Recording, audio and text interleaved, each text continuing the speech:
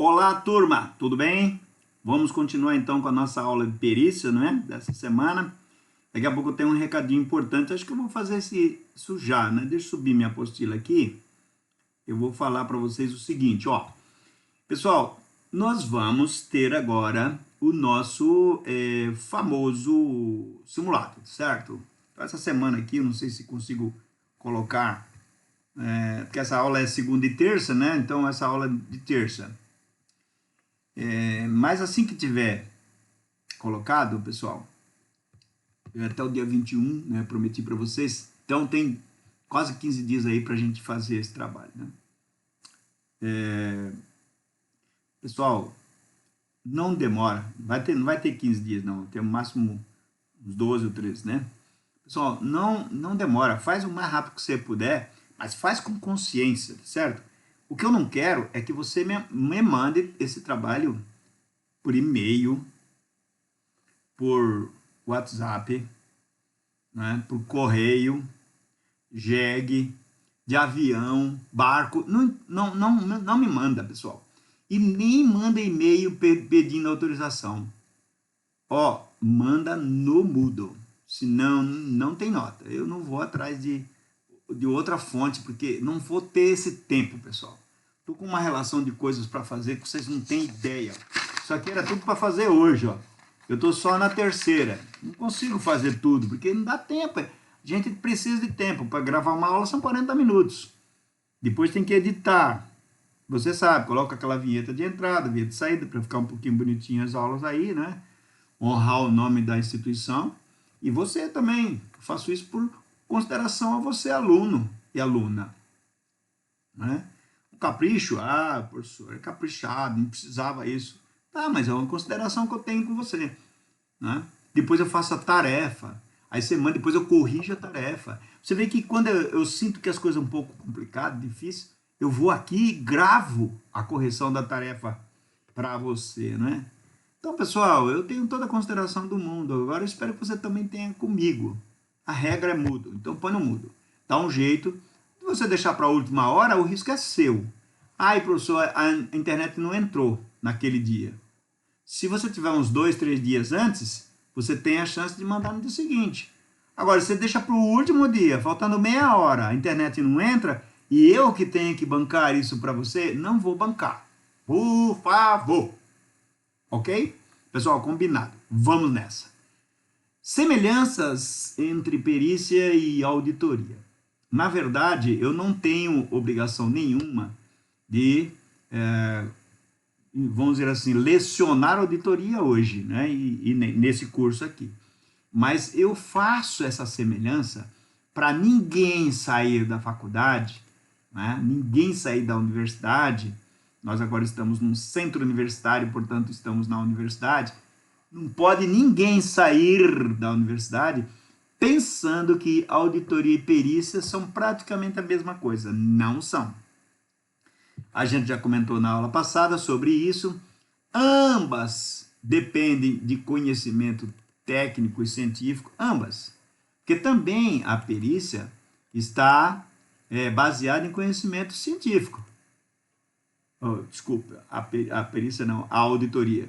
A perícia, sim, a gente já falou sobre isso, até no conceito, né, está escrito lá, perícia, né, conjunto de procedimentos técnicos e científicos.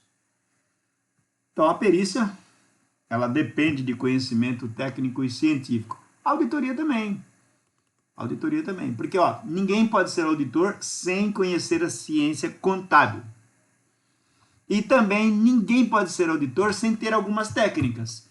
Por exemplo, o papel de trabalho, como elaborar uma planilha de análise de custos, como elaborar um sistema de rateio de custos, um sistema de escolha ou determinação da metodologia de custeio da empresa. Tudo isso são técnicas, né?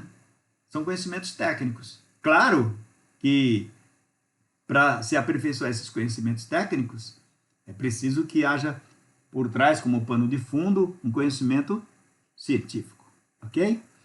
Então vamos lá. A execução desses trabalhos, né, das pesquisas são efetuadas em moldes muito próximos. Isto é, a conduta do perito não deve diferir muito da conduta do auditor na definição e elaboração do planejamento, compreendendo proposta, plano e programa. Isso, gente, está lá naquela resolução. Como fazer um planejamento de perícia? Está escrito lá. Se você olhar um pouquinho lá, tem. Agora, qual é a diferença básica? A gente já viu na aula anterior, não é? Aqui, ó, um exame de amostragem feito por um deles. Quem é que faz todo o seu trabalho montado em cima de amostragem? O auditor. O perito não. O perito vai em cima da especificidade da matéria que ele está peritando. Ó, a auditoria constitui-se num conjunto de procedimentos técnicos, você viu? Com o objetivo de examinar a integridade e a adequação e eficácia dos controles internos, informações contábeis, financeiras, administrativas, econômicas e operacionais da entidade. Isso é o trabalho de auditoria. Agora, a perícia não. A perícia é específica dentro de um assunto que foi feito, tá certo? Que a perícia leva para a prova. Então, como é que é feita a perícia? A perícia ela é tão específica que ela tem esses procedimentos aqui definidos na NBC TP01. Ó. A TP01, pessoal, ela fala dos procedimentos ou da perícia como um todo.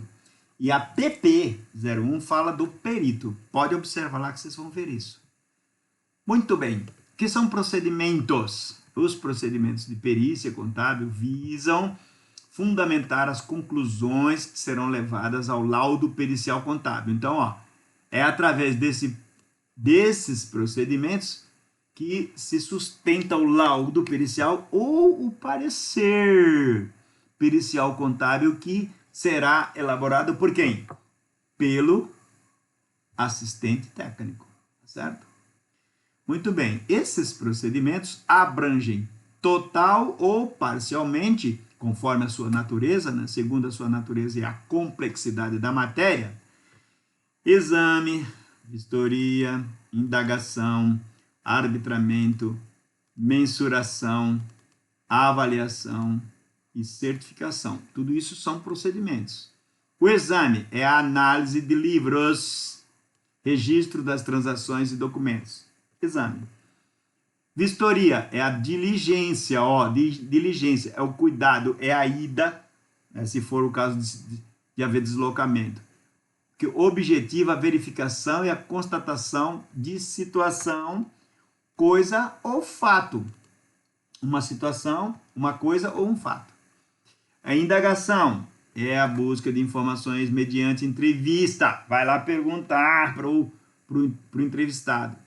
Com conhecedores do objeto da perícia. Então, alguém que sabe lá do estoque, eu vou lá falar com ele. Né? E investigação é a pesquisa que busca trazer ao laudo pericial ou parecer pericial contábil o que está oculto por quaisquer circunstâncias. A investigação tenta descobrir alguma coisa que não está tão à tona. Mas se tiver relacionamento com o assunto peritado, é conveniente que se busque fazer isso. Arbitramento é a determinação de valores. Ó. Não é arbitragem, é arbitramento.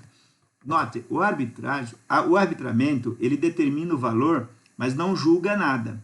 Na arbitragem, o árbitro dá uma sentença, é diferente, tá, gente? Então, esse arbitramento aqui é um procedimento de buscar uma verdade sobre o valor de uma situação ou de uma controvérsia, né? Utilizando um critério técnico qualquer, por exemplo, a correção monetária, por exemplo, a variação do dólar, enfim. Agora, a arbitragem, não. A arbitragem, ela é uma questão de julgamento, tá certo? Mensuração. A diferença entre arbitramento e mensuração, ela é da seguinte forma: quando eu meço, normalmente eu estou fazendo a utilização de um instrumento. Por exemplo, eu posso falar em peso, então utilizo uma balança. Eu posso falar em metros, vou utilizar uma fita métrica, né? Eu posso falar em volume, né? Enfim, a mensuração é a quantificação física. Eu não estou dando valor. Aqui tem 3 peças. Quanto vale? Não sei. Para valer, aí eu vou no arbitramento, né? Certo? Então há uma diferença grande aí, ó, tá? A avaliação. A avaliação já se assemelha um pouco ao arbitramento, mas a avaliação, ela leva em consideração outras coisas. Aqui eu tenho um critério técnico que me faz arbitrar e eu não tenho, normalmente, uma coisa objetiva. Na avaliação, eu tenho. Eu posso estabelecer a avaliação com base em diversos parâmetros. Por exemplo, se a perícia busca o valor de um aluguel, eu posso arbitrar olhando para o prédio e dizendo, ó, isso aqui vale R$6.000 de aluguel. Isso é um arbitramento. Com base no que você fez isso, professor? Ó, com base na altura do prédio, na estrutura, estacionamento, eu fiz isso. E se for avaliação? É diferente. Na avaliação, eu posso sair pela redondeza e verificar qual é o valor de aluguel que está sendo cobrado naquela redondeza. Daí eu estabeleço lá um parâmetro de acordo com o bem, né? Ou de acordo com o tamanho ou com as qualidades pertinentes a um ou a outro. Eu vou buscar esses parâmetros e avalio. É diferente de arbitral. Tá? No arbitramento tem outra coisa aí considerando. Certificação é o ato, pessoal, de atestar a informação trazida. Então, vamos supor, aí, ó, que legal isso aqui, ó. Eu vou fazer uma avaliação, mas eu vou pegar um orçamento de uma imobiliária que tem um prédio do lado alugado lá. Então, quando eu trouxer o orçamento assinado pela imobiliária, eu vou dizer que está ali certificado. Está certificado porque alguém foi lá e disse, ó, o valor é esse. Né? Então, confere um caráter de autenticidade naquele valor. Agora, tem que ter fé pública. Eu não posso pegar o pipoqueiro da esquina e falar, assina aqui esse documento para mim, que é para eu provar que tem um aluguel ali que vale R$6.000. Não posso fazer isso, certo? Concluídas as diligências, ó, diligências, todos esses procedimentos aqui, pessoal, podem ser considerados diligências, todos. Né? Tudo que o perito faz é uma diligência. Tá? Então, nós temos que pensar nisso. Concluídas as diligências, o perito contador apresentará o laudo pericial. A gente já até viu isso, né? Ocorrendo diligências em conjunto com o perito contador assistente, o perito contador informará por escrito quando do término do laudo pericial, comunicando-lhe a data da entrega do documento. Então, o perito contador assistente também tem a obrigação de cumprir prazos, né? Não pode ficar travando o processo, atrasando, né? Atravancando o processo. Tá bom? Já na auditoria, ó, independentemente das demonstrações, constitui um conjunto de procedimentos técnicos que tem por objetivo a emissão do parecer sobre a adequação que estas, ou seja, as demonstrações, representam a posição patrimonial e financeira da empresa. Né? Vamos ver aqui alguns tipos de procedimentos que podemos analisar em conjunto. Né? Auditoria de custos. Pode ser feito perícia e pode ser feito auditoria. Só que quando eu for feito na perícia, eu estou utilizando uma especificidade. É para provar alguma coisa. Digamos que eu esteja fazendo uma separação de sócios numa empresa, então eu vou analisar o estoque, né, para ver quanto que vale o estoque, porque um sócio vai pagar para o outro sair. Na auditoria pode ser diferente, eu posso usar diversas modalidades de análise, né? matérias-primas, salários da fábrica, para gerar nos custos, ó. Encargos sociais, material de embalagem, tamponamento, despesas gerais da fábrica. Enfim, eu posso estar falando aqui de sistema de custeio. Até a auditoria pode chegar nesse ponto e dizer, ó, a empresa está adotando um sistema de custeio que não é adequado para o setor econômico que ela está. Por exemplo, indústria de alimentos, sei lá, não é? A maioria das empresas que está nessa modalidade econômica trabalha com o sistema de custeio por absorção, por exemplo. E a empresa aqui está utilizando um outro sistema, está utilizando o sistema de custo padrão, por exemplo. Então o auditor vai dar um parecer sobre isso, mas ele não diz que tem que mudar, não diz isso. Ele só diz que pode ser que fique melhor, ajustado ao mercado, né, a modalidade de estabelecimento da empresa, de atividade da empresa, indústria de alimentos, aquele veio comercial, industrial, trabalha melhor se tiver com um custo ou um sistema de custeio por absorção, ao invés de sistema de custeio por padrão, né? Sistema por padrão, custo padrão. Auditoria de impostos, né?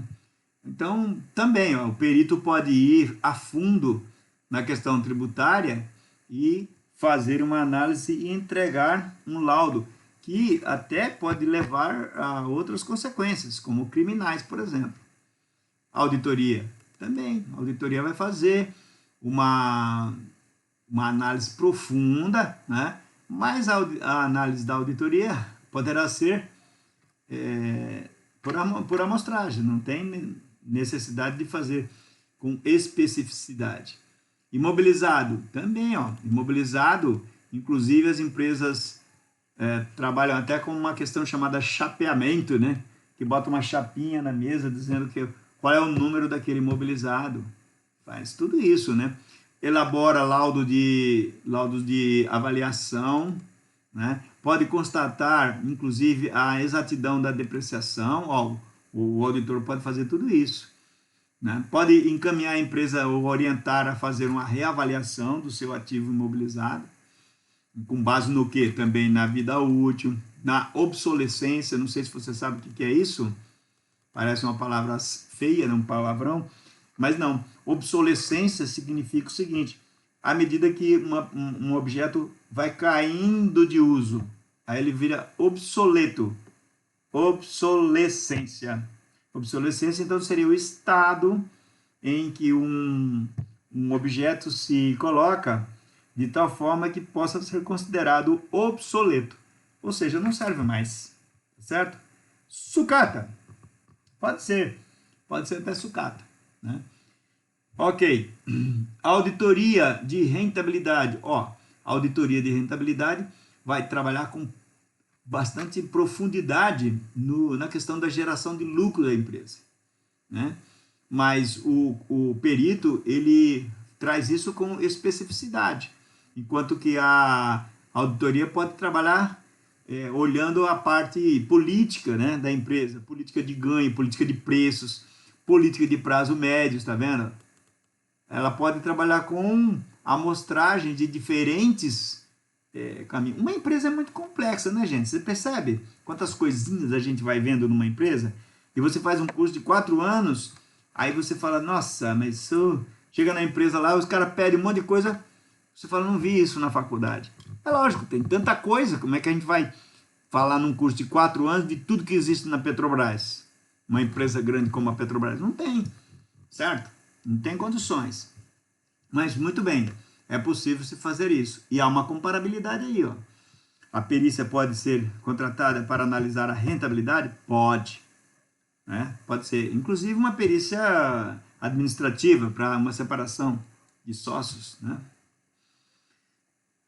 Nesses trabalhos é comum encontrar-se erro e fraude. Então é importante a gente pensar aqui sobre a diferença entre uma coisa e outra. O erro, ele é normalmente corrigível, né? a gente faz uma correção. Então, existe uma maneira correta, né, de se definir a diferença muito clara, de forma muito clara entre fraude e erro. E eu costumo dizer aqui o seguinte, ó, na fraude, você deseja o resultado, você quer o resultado, você quer se aproveitar daquele resultado. No erro, não. No erro, quando você percebe o erro, você quer arrumar o erro, você quer corrigir o erro. Uma coisa básica que acontece, que diferencia muito isso, é que quando é um erro e alguém te alerta do erro, você fica em dúvida, mas vai verificar e até se prontifica a resolver. É comum, quando é fraude, as pessoas dizerem que não, e ficam negando até o fim, até ser preso, né? O erro pode ser corrigido, você pode pagar pela culpa. Culpa, você não tem intenção. A fraude não, a fraude é dolo. Dolo quer dizer que você cometeu o ato com a intenção. Então, se eu puxo minha arma e atiro na cabeça de alguém, ó, querendo matar, é dolo.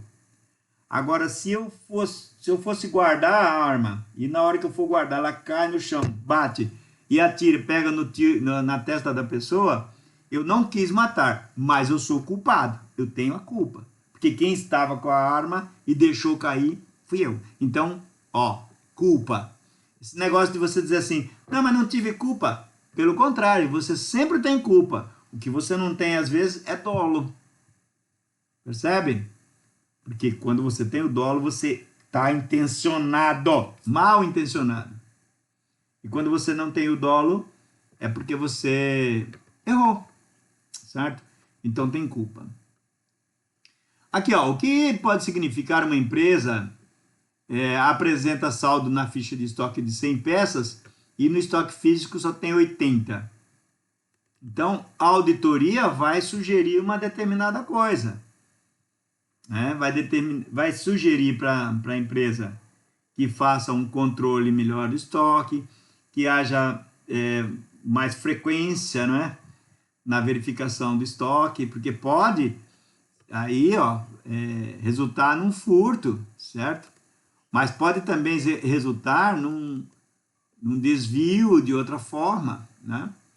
A venda, ó, ela é documentada por nota fiscal, né? Agora, você deu a entrada da nota fiscal de 100 peças, mas desviou 20, só tem 80 físico, né? Então, isso é uma questão de auditoria, ó, é por amostragem. O perito pode fazer isso? Pode, mas o perito vai trabalhar de forma específica se tiver que produzir uma prova, certo? E o contrário, que pode representar o saldo de 80 peças na contabilidade e tem 100 lá no físico. Opa, tá sobrando, olha que legal. Nada legal, não. Pode ser também aí um erro, né? Pode ter erro de compras, enfim, pode ter uma série de coisas aí envolvendo a mercadoria. E o sistema de auditoria vai orientar, igualmente no anterior, com que frequência, se é preciso fazer algo mais sério, se não é. Por exemplo, o que são superveniências ativas? Isso aqui, numa perícia, você já viu, até deve se lembrar que a gente deu o conceito de superveniente, que é o que vem depois, né? Então, lembra que lá no conceito de perícia, lá no CPC, fala isso, né? Quando o camarada é nomeado e ele tem 15 dias para falar. Esses 15 dias é contado de quando? Desde a nomeação. Aí ele pode falar e dizer, não aceita a perícia, ou aceita a perícia. Ou então ele pode dizer, sou suspeito, não quero fazer essa perícia porque eu sou suspeito. Agora, como é que conta isso? A partir do momento da nomeação. Mas também pode ser a partir do momento que surgiu aquele impedimento quando ele é superveniente. Ou seja, que veio depois. Depois do quê? Depois da nomeação. Certo? Aqui, ó, a auditoria pode trabalhar bem isso, que são coisas que às vezes acontecem depois do fechamento do balanço. Então, essas superveniências, elas podem ser ativas, no sentido de que a empresa está recebendo, e passivas no sentido de que a empresa está pagando ou gerando uma obrigação. Na perícia, se busca isso para uma especificidade de prova. Na auditoria, não. Na auditoria, se busca, não para dizer que a empresa está errada, mas que essas superveniências podem estar atrapalhando como é que eu diria, a consistência do lucro, do resultado do exercício, percebem? É isso. Controle é uma das primeiras coisas que você estuda quando começa a estudar auditoria, né? Controle interno, né? Como que uma pessoa pega dinheiro de uma empresa para viajar, por exemplo? Como é que é isso? Às vezes o patrão chega lá e fala, dá 100 reais aí. Nem olha para trás, pega o dinheiro e sai, pô. Como é que pode isso? Então, a primeira coisa que a pessoa do caixa deveria fazer é o valinho, estender o valinho com a caneta. Aí o sujeito assina. Quando ele assinar, ela entrega. Né? Tem patrão que fala assim, não, dá rápido aí, rápido, depois assino. Ele pode estar fazendo um teste com o empregado, hein? Tomar cuidado com isso. Aí fala, não, primeiro você assina aí. Estou cuidando do seu patrimônio aqui. Controle é um problema muito sério. O que é volatilidade dos controles? Voláteis, o que é algo volátil? Volátil é aquilo que se esmiuça rapidinho. O álcool, por exemplo, é uma substância volátil. Por quê? Você coloca ele no chão assim, ó, ele evapora, é volátil. Então, tem controles que são voláteis. Você cria um sistema de controle e esse controle não perdura ao longo do tempo. Então, quando existir isso, a auditoria tem necessariamente manifestar. A perícia não está preocupada com essa volatilidade. A perícia está preocupada em demonstrar se tem prejuízo ou se tem lucro. Se tem prejuízo, para quem ele foi contratado, ele vai apontar, ó, tá aqui o prejuízo. Tem que fazer isso aqui. Certo? Então, basicamente, é isso aí, a comparação entre volatilidade. Qual a primeira pergunta que se deve ser feita ao iniciar o trabalho? O auditor vai se preocupar com o sistema de controle. O perito não. O perito vai fazer o trabalho específico dele. Não tem nada a ver com o controle. Mas pode estar atrelado ao controle. Por uma falta de controle, e ele pode encontrar diversos problemas lá no estoque, né, no fluxo de produção, nas requisições de materiais. Ele pode encontrar tudo isso. Mas ele vai relatar não pelo fato de falta de procedimento correto. Ele vai relatar por causa de prejuízo, tá certo? Se alguém está causando prejuízo para outro. Por quê? Porque a perícia é específica. Ela está procurando prova financeira ou prova material, etc. Bom, o que é um parecer a gente já estudou, né? E qual a importância de sua aplicação? No parecer do contador, do perito contador, ele vai fornecer esse documento quando ele for assistente técnico. Já o perito não, o perito vai fornecer um laudo pericial. O auditor não vai fazer laudo pericial, ele vai fazer um parecer sempre. Agora, qual a diferença entre um e outro? O laudo pericial e o parecer pericial têm praticamente a mesma metodologia de trabalho, etc. Aqui não. Aqui, aquela história de metodologia e resposta aos quesitos não tem. Na auditoria não existe isso. O auditor não está preocupado com quesitos, ele está preocupado com amostragem, né? Vai falar muito de amostragem. O que é circularização? Aqui é importante, pessoal.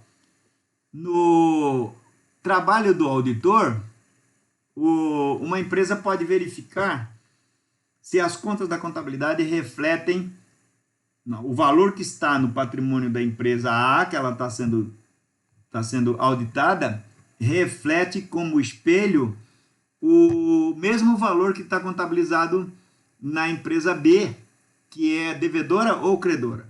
Por exemplo, você pega a conta de clientes, aí está lá R$ 1 milhão. O auditor vai fazer uma circularização da seguinte forma. Ele vai pegar lá uns 3, 4% da carteira de cliente e vai mandar uma carta para o cliente. E vai perguntar para o cliente, em 31 de dezembro, quanto você devia para essa empresa? E ele manda essa carta com um aviso de AR para registrar que a carta chegou lá. E manda com um documento, a gente chama de, antigamente, não sei o que chama agora, mas antigamente era selo pago, né? Você mandava um envelope selado, com o mesmo valor do selo que vai gastar para voltar. A pessoa respondia aquele questionário e colocava nesse envelope branco que estava dentro, já selado, e colocava no correio, ou seja, ela não tem despesa nenhuma para responder para a empresa, percebe? É legal isso.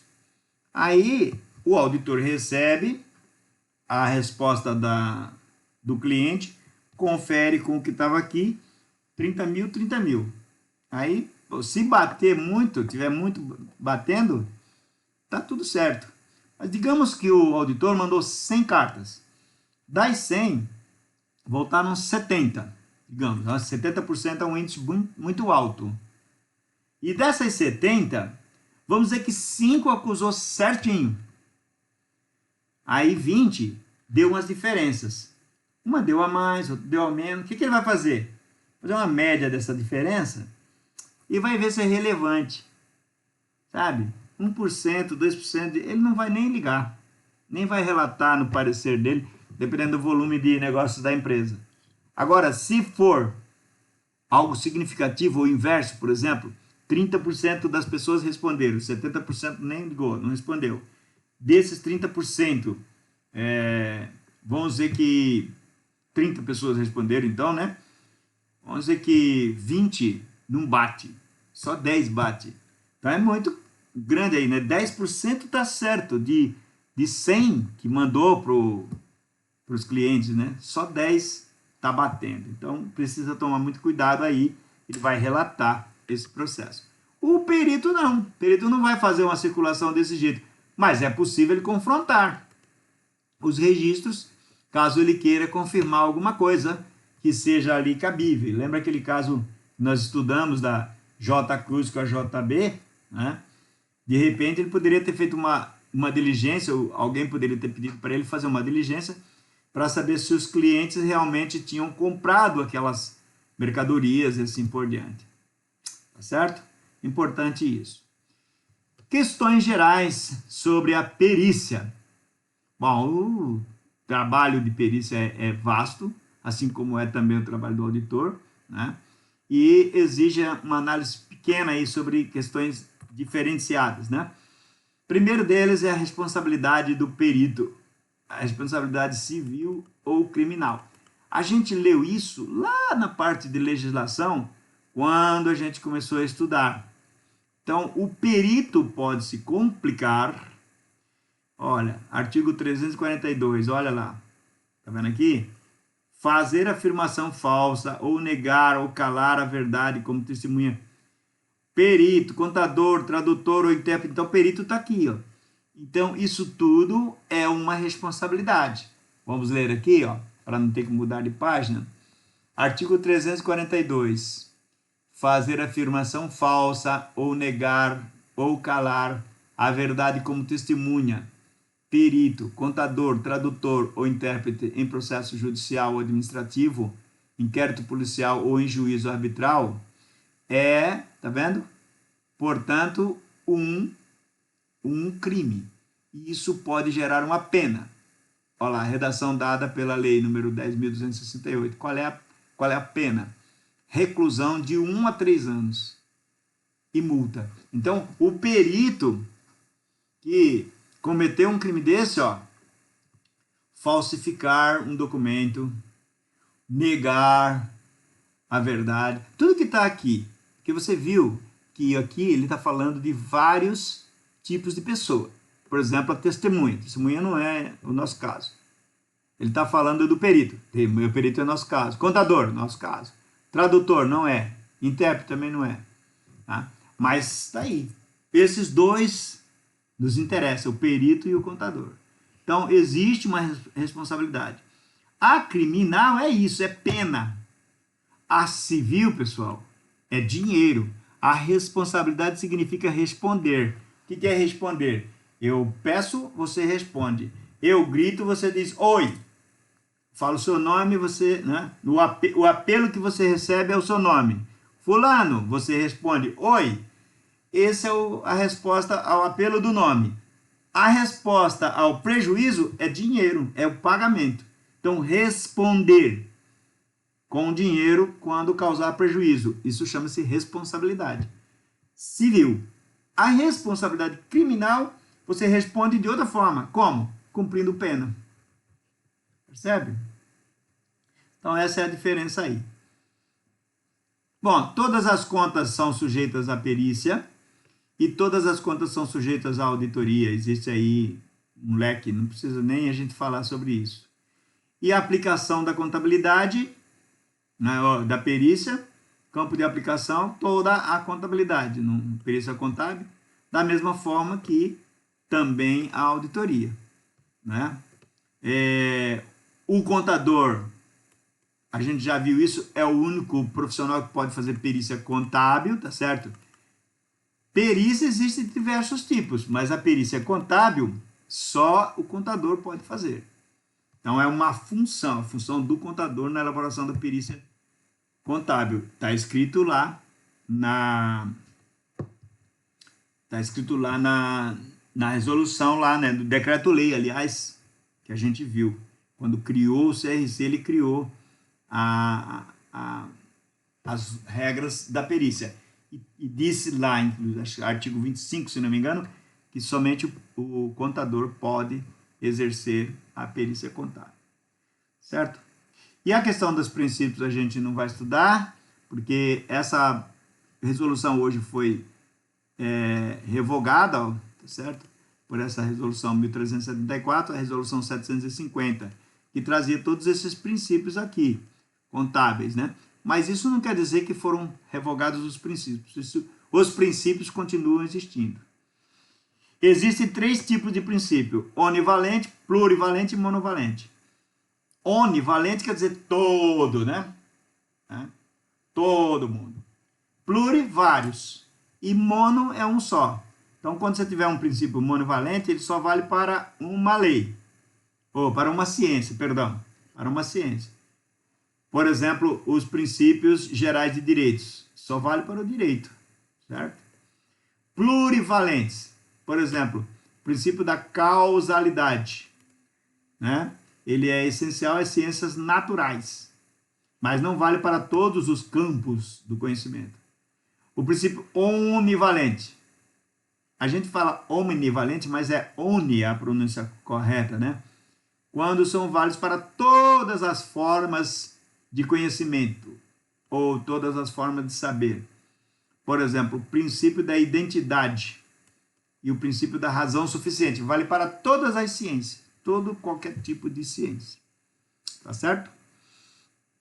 Com isso, a gente termina essa aula aí e vê aqui, ó. Estes eram os princípios que estavam naquela resolução aqui, ó, 750/36. Ela foi revogada, pessoal, mas ela foi revogada por essa norma aqui, ó. Norma Brasileira de Contabilidade, TG, estrutura conceitual. Portanto, isso não significa que os princípios deixaram de existir. Eles continuam existindo para valorizar, olha aqui, ó, como já mencionado, alhures quer dizer em outro lugar.